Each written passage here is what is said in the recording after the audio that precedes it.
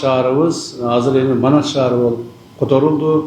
Manas şahrı olup paylana ataldı. Ben şu yerde bir ek oyunda aytıp keteyim. Şahrga baylanıştı öyle ruhsat bersenizler. Sebebi degende komşuluk tartırdı, oylor pikirler aytılar deyip köpçülükte köp oylor pikirler aytılar bilesiz. Yok negiziden biz negizgi stratejiyalык maksatты bagıt kılıp alışımız керек da. Köpçülük adamlarımız, jönökөy adamlarımız, yaşaучуларыбыз, жана башкаларыбыз көпчүлүк түшүнбөшү мүмкүн. Бирок стратегиялык багытты алганыбызда биз Жалал Абад шаарын Манас деп атаганыбыз бул эң туура болду. Себеби бул келечекке багытталган маселе.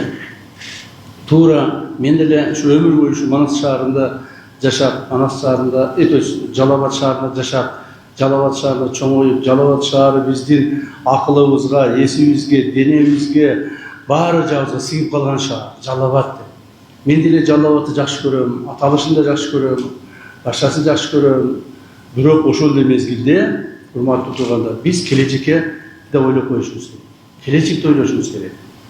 Мына Манас шаары деп атадык, буюрса, Кудай буюрса, азыркы мына биз сиздер менен чогуу азыркы муундагы адамдар ошо өзүбүзчө Манас, Жалал Абад шаары деп кыжаат боло беребиз. Бирок биздин кийинки муундарыбыз, азыр мектепте окуп аткандар, анан кийинкилер, азыр жаңы төрөлүп аткандар эртең Манас шаарынын тургуну болуп, өздөрүнүн өтө бийик духта сезишип, өздөрүнүн Манастын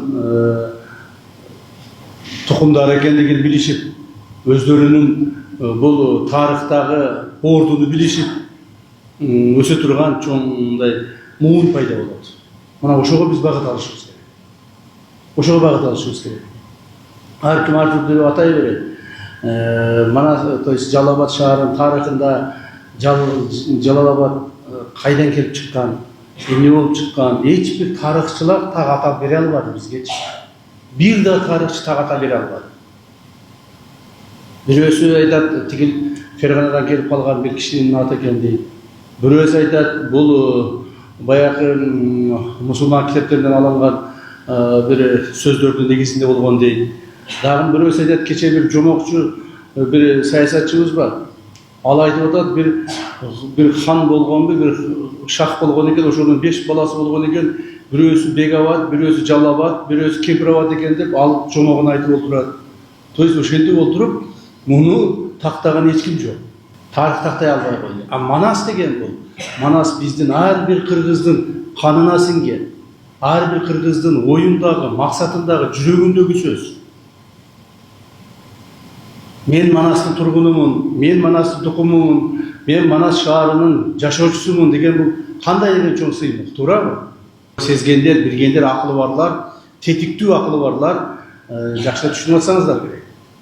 Ошондуктан Манас шаарынын аталышы боюнча мен ойлоймун, биз эң туура стратегиялык багыттагы, келечектүү багыттагы жакшы туура чечим кабыл алдык деп эсептейм. Биз ушул маселени, биздин койгон шаардыктарыбыздын койгон маселесин колдой берген биздин урматтуу президентибизге ыраазычылык билдирип коелу. Рахмат.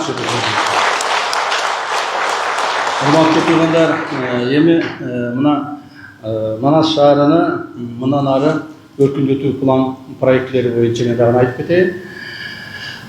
Манас шаары болгондон кийин, демек биз ошого татыктуу шаар болуп, Манас Кыргызстаныбыздагы эң бир алдыңкы шаарлардын катарына барып кошулуш керек. Аны үчүн көптөгөн эмгек керек, көптөгөн убакыт керек, көптөгөн адамдардын акыл эси керек, тажрыйбасы керек дегендей, жаштарыбыздын демилгеси керек. Ошону ар бирибиз чогулуп алып туруп, бир миштин болуп аракет кылышыбыз керек. Так, аракет кылышыбыз керек. Чын чынында Манас, Кудай буюрса, мен өзүмө ишенем, мен өзүмдай келечекке ишенип турам. Манас шаары чынында Кыргызстаныбыздын эң алдыңкы шаарларынын бири болот келечекте. Аны үчүн биз аракет кыла беришибиз керек, Жакында буюрса, мен ойлоймун, биз ошо Манас шаарынын, азыр Манас шаары облустук деңгээлдеги шаар. Биз эми муну республикалык деңгээлдеги шаарга айландырабыз. 2026 жылдан. Манас шаары 2026 жылдан баштап республика деңгээлде 3-ші шаар болот. официалдуу түрдө.